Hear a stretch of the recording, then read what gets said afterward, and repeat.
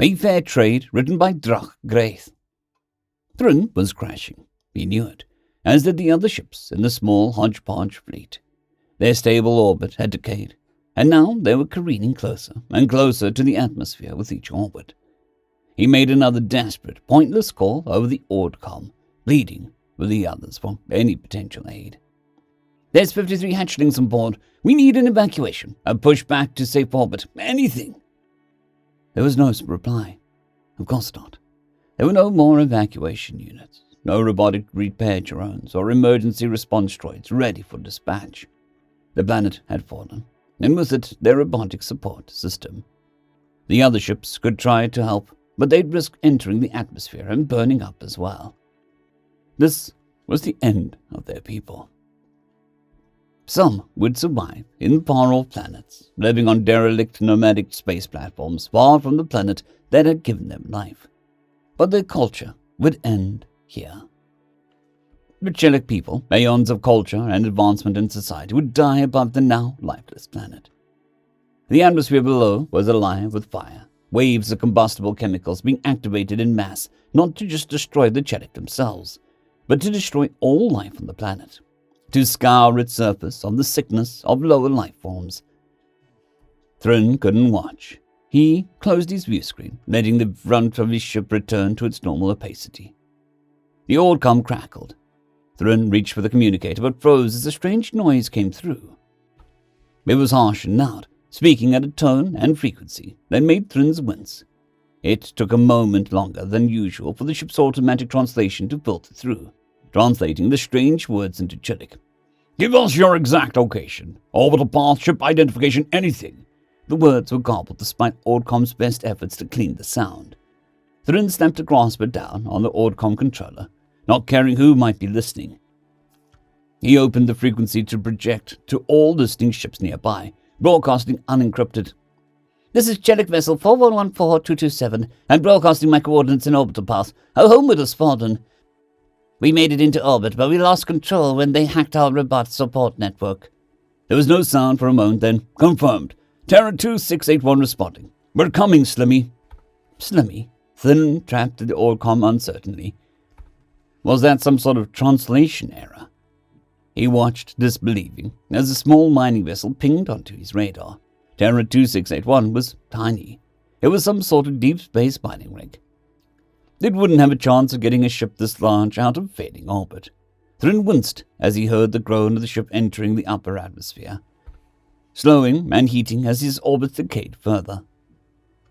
He snapped in the inboard communications, announcing across the whole ship, "Get the hatchlings to the exit bay. We've got a Terran coming to take a few of us off. Hatchlings only." He didn't say the truth, that the Terran vessel could hold at best a few dozen of their young. Still, the human might give a few of them a chance to survive extinction. There was a thud, loud and sudden. The ship groaned and gravity increased somehow. Gravity increased? What did that mean? Thrun looked down at the informational displays in confusion, trying to make sense of what was happening.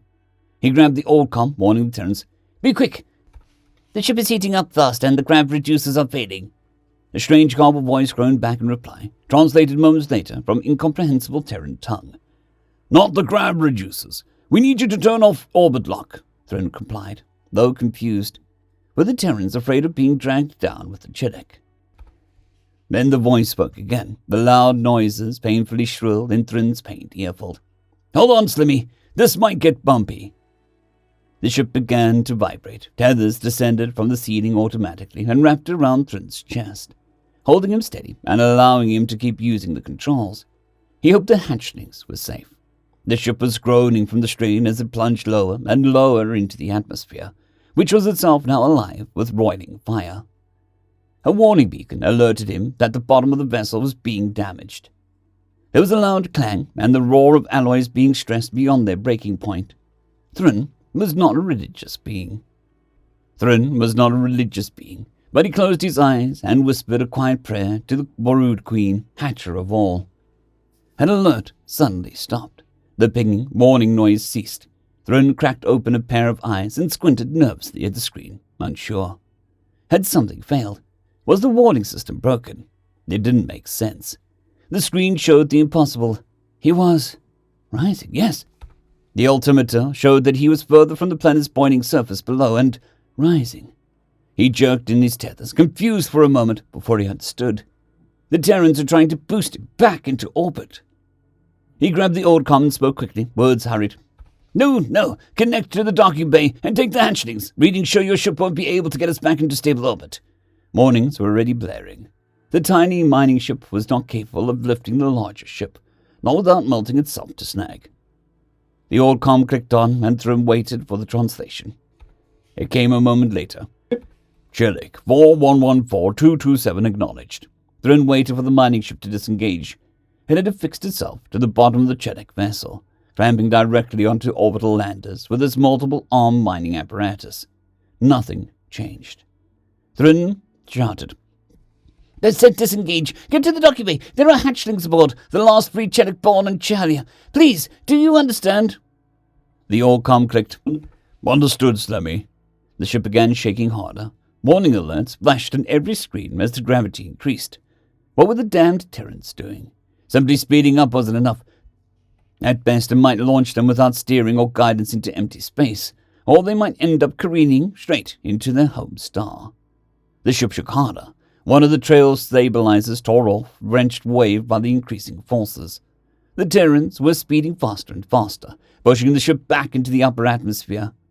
Thrun's onboard comm lit up as another officer called him, with warnings about other failing systems. Please! Thrun begged into the odd-comm, emotion heavy from both his throat. They're the last of us. The last of my people. You need to get them out of here. That's the plan, Slimmy, the Terran answered. Then, it's a fair trade. Miners for miners. You hear me? Tell Commander Suez. Vic says to give him hell. Then the old-comm clicked off again. Another of the ship's crew, Thruck, entered the control bay, suspended by the emergency grav tethers. He shouted, What are they doing? The Terrans are going critical. They're going to... An explosion rocked the ship, and alarms bled all across the information screens. Thrun was thrown hard into the controls, which showed the Terran ship gone. At least except for the little metal they fused to the landing equipment, and a few confusing metal pods connecting at the corners of the ship's base. Now, those escape pods? Thrug asked, confused.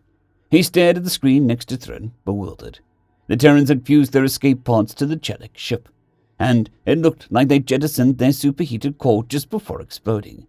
Whether intentional or not, the resulting explosion, along with the remaining escape pods pushing against the ship's hull, had pushed her back into stable orbit, now at a higher altitude.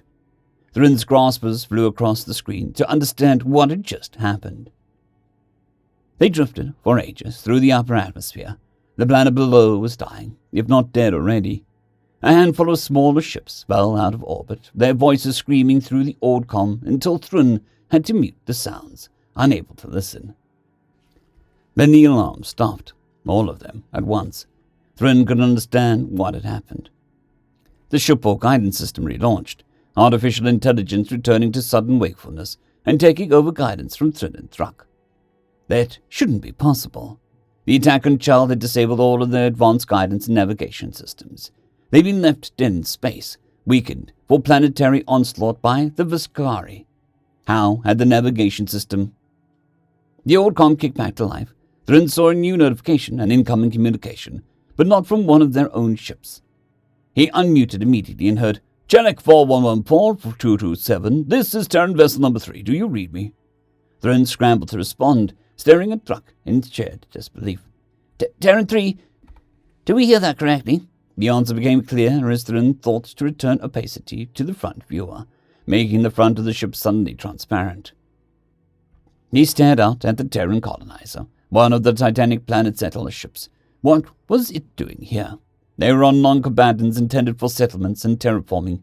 Thousands of smaller ships launched from its sides, diving past Thrun towards the other Chelik vessels in crisis.